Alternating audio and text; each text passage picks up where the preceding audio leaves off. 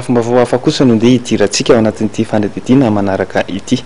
Taoriany ny fahavitany fifidianana sy ny fiverenan'ny Madagasikara anatin'ny fianakaviam-be iraisam-pirenena dia naneho ny fahavononana hanohana ny fanarenana ara-toekarenan'ny Madagasikara ireo mpiara-miombonantoka ara-bola sy ara-teknika. Omaly ary dia nisy ny fifanarahana rososona sy fanaovatsony rososona teny amin'ny ministeran'ny fitantanam-bola sy ny teti-bola.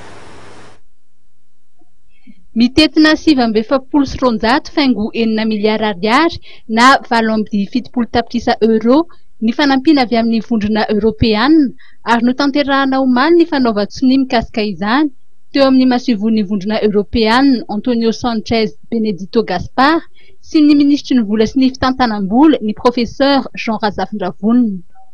Ny ampahany voalohany amin'ity fanampina ity dia arotsaka anatin'ny tairim-bola amin'ity taona 14.4 ity ihany ary ny ampahany faharoa kosa dia arotsaka amin'ny taona 15.4.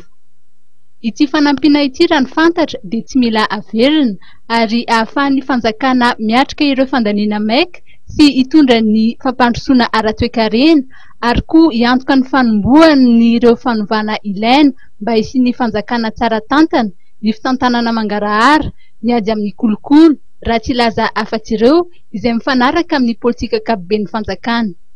Ny lehiben'ny masivon'ny vondrona Europeanina dia nanambara fa ny fanaovan-tsony ny famatsiam-bola no dingana voalohany ary ny dingana manaraka dia ny fandinihan'ny vondrona Europeanina, ny fangatahana ny famoaham-bola, ny fiandohan'ny volana Desambra ho avy izao. Ny fandaharan'asa ny fanjakana ho an'ny daholobe kosa indray dia hosiniavina ny fiandohan'ny taona 15.4. Notanterahana omaly ihany koa ny fanaovan-tsony teo amin'ny fanjakana malagasy amin'ny alalan'ny ministeran'ny teti-bola sy ny fitantanam-bola sy ny AFD na ny Agence Française de Développement. Fampindramam-bola amin'ny tetina 7 tapitrisa euro ny fifanarahana izay nosiniavina mba hiantoka ireo fandaniana eo amin'ny lafiny ara-tsosialy toy ny fahasalamana, ny fampianarana, ny fanjariana ara-tsakafo ary ihany koa eo amin'ny lafiny ara-toekarena. Ny vinavinan'ny AFD dia ny mba andraisany anjara amin'ny fisian'ny fahamarina toerana eo amin'ny sehatra ara-toekarena ka mitetina 20 tapitrisa euro ny ampaham-bola voalohany.